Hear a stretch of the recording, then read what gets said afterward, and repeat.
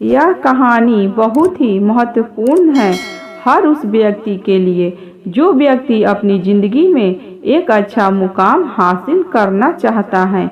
यह कहानी आपको बताएगी कि लोग आगे बढ़ने वाले व्यक्ति को कैसे रोकते हैं। जिस व्यक्ति का निश्चित लक्ष्य होता है उस व्यक्ति का रास्ता कैसे भटकाने के लिए आते हैं। इस कहानी को सुनने के बाद आप अपने रास्ते में आने वाली रुकावटों का आसानी से सामना कर पाएंगे और अपने लक्ष्य तक पहुंचने के लिए रास्ते में आने वाले भटकाव से भी बच पाएंगे।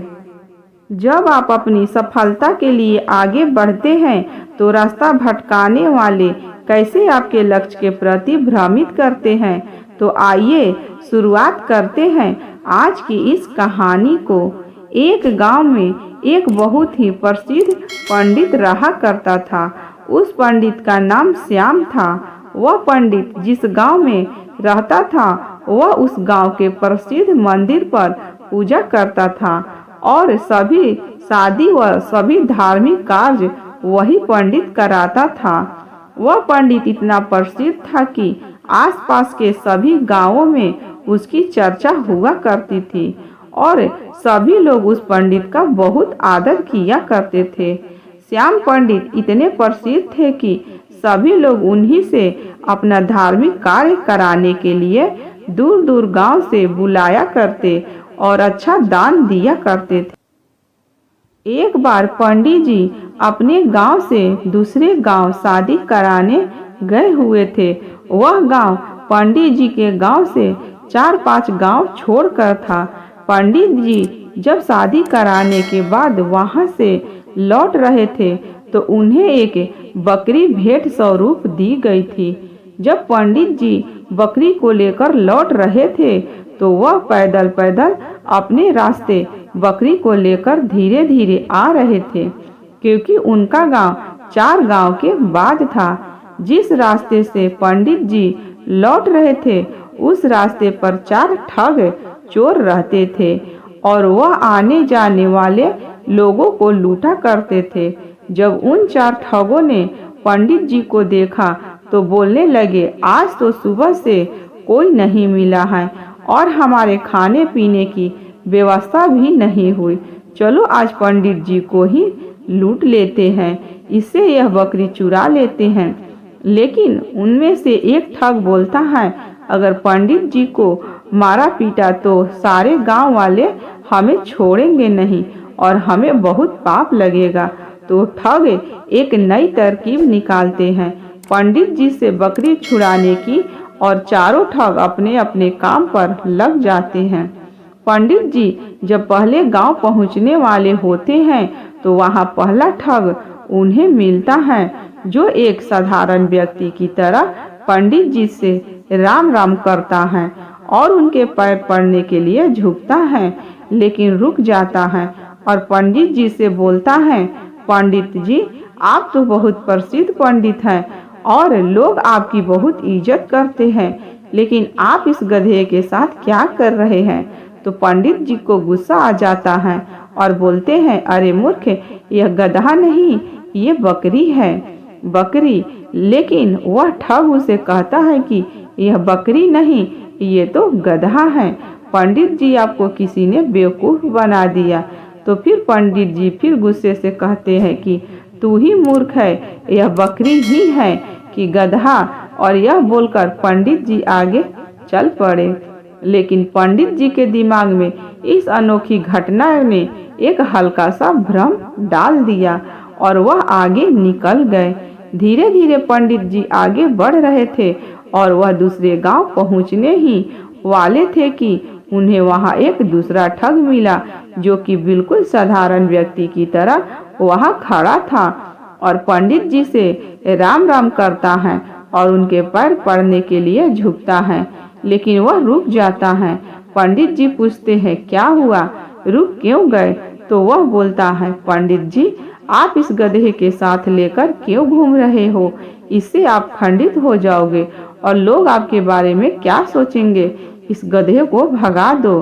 पंडित जी को इतनी बात सुनकर बहुत क्रोध आता है और बोलते हैं, तुम मूर्ख हो, दिखाई नहीं देता यह बकरी है और तुम बोल रहे हो गधा है। दूसरा ठग बोलता है कि ये पंडित जी, आपको किसी ने पागल बना दिया, यह बकरी नहीं, यह तो गधा है और यह आपके साथ रहेगा तो आपकी क्या इज्जत रहेगी। यह सुनते ही पंडित जी सोचने लगे कि यह क्या बोल रहा है, मैं तो बकरी लाया हूँ पर यह सब इसे गधा क्यों बोल रहा है।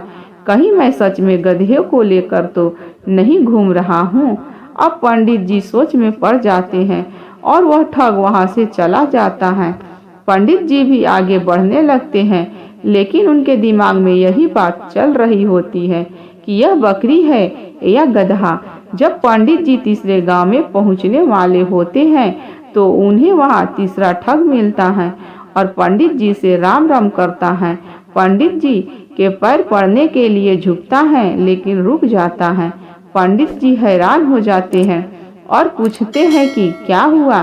तो तीसरा ठग बोलता है कि पंडित जी, मैं आपसे आशीर्वाद तो लेना चाहता हूँ, लेकिन इस गधे को आपके साथ देखकर मुझे अच्छा नहीं लग रहा है। तो आपको इतना मानते हैं, आपसे पूजा कराते हैं, लेकिन लोग आपको इस गधे के साथ देखेंगे तो क्या सोचेंगे। इतनी बात सुनकर पंडित जी कहते हैं कि मैं इस गधे को गांव के बाहर छोड़ने जा रहा हूँ। मुझे रास्ते में दयनीय हालत में मिला था और पंडित जी वहां से निकल जाते हैं। कुछ लोग की बातों में आकर पंडित जी का विश्वास खुद से उठ जाता है। उन्हें लगता है कि लोग सही बोल रहे हैं और मैं गलत हूँ, लेकिन फिर सोचते हैं कि मैं सही हूँ। इसी तरह उनका विश्वास खुद पर से गिरने लगता है और सोचते हैं कि मैं अपने गांव पहुंचने वाला हूं। अगर यह बकरी नहीं हुई और गधा हुआ तो लोग मेरे बारे में क्या सोचेंगे। यही सोचते सोचते पंडित जी चौथे गांव पहुंचने वाले होते हैं कि वहां उन्हें चौथा ठग मिलता है और पंडित जी से राम राम करता है और पैर पड़ने के लिए झुकता है, लेकिन रुक जाता है। तो पंडित जी पूछते हैं क्या हुआ। तो वह ठग पंडित जी से बोलता है, पंडित जी, बाकी सब तो ठीक है, आप इस गधे को साथ में लेकर क्यों घूम रहे हो। तो पंडित जी कहते हैं कि मैं इस गधे को गांव के बाहर छोड़ने वाला था। तो वह ठग बोलता है कि पंडित जी, यह गधा आपको शोभा नहीं देता, लोग क्या सोचेंगे आपके साथ यह गधा देखकर। आप इसे मुझे दे दीजिए, मैं इसे बाहर छोड़ आऊंगा। तो पंडित जी अपने आप पर विश्वास को खो देते हैं और उस बकरी को गधा समझकर उस ठग को दे देते हैं और अपनी बकरी को छोड़कर आ जाते हैं। और उन चारों ठगों की यह तरकीब काम आ जाती है और वह पंडित जी से बकरी छुड़ा लेते हैं और उसे बेचकर पैसा कमा लेते हैं। इसी तरह हमारे आसपास भी हमारा रास्ता भटकाने के लिए बहुत सारे ठग जरूर मिलते हैं जो हमारा रास्ता भटकाना चाहते हैं। उनसे बचकर और खुद पर विश्वास रखना होगा, तभी हम अपने लक्ष्य को पा सकते हैं। दोस्तों, सबसे पहले तो हमें यह सीख मिलती है कि हमें खुद पर विश्वास रखना चाहिए। दूसरा व्यक्ति क्या कह रहा है इससे हमें कोई फर्क नहीं पड़ना चाहिए, क्योंकि रास्ता भटकाने वाले बहुत मिलेंगे। इस कहानी में भी वही हुआ। अगर पंडित जी को खुद पर विश्वास होता कि हाँ यह बकरी ही है, तो वह अपनी बकरी को ठग को नहीं देते। इसी तरह हमें भी अपने ऊपर विश्वास रखना होगा। हमारी मंजिलें हमारे सपने के ऊपर विश्वास करना होगा। अगर हमें अपना लक्ष्य हासिल करना है तो हर किसी से सलाह नहीं लेना है और किसी भी व्यक्ति की नकारात्मक बातों से हमें कोई फर्क नहीं पड़ना चाहिए, क्योंकि लोग तो सिर्फ आपको भटकाने के लिए आते हैं कि यह कर लो वह कर लो, लेकिन अगर आपका कोई निश्चित लक्ष्य नहीं होगा तो आप कभी सफल नहीं होंगे। इसीलिए अपना लक्ष्य बनाकर सिर्फ उसके ऊपर काम करो, बिना किसी व्यक्ति की बातों पर ध्यान दिए। जब आप अपने लक्ष्य को पाने के लिए काम करते हैं तो रास्ता भटकाने वाले और रास्ता रोकने वाले बहुत सारे लोग आएंगे, आपको उनका सामना करना होगा।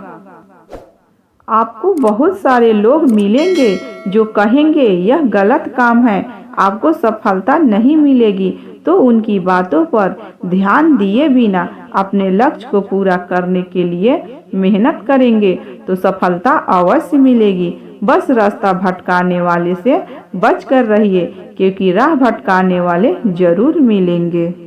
वीडियो अच्छा लगे तो फ्रेंड्स एक लाइक ज़रूर करना और आप अपने दोस्तों और रिश्तेदारों को ज़रूर शेयर करना और आप हमारे चैनल को सब्सक्राइब करना। धन्यवाद दोस्तों।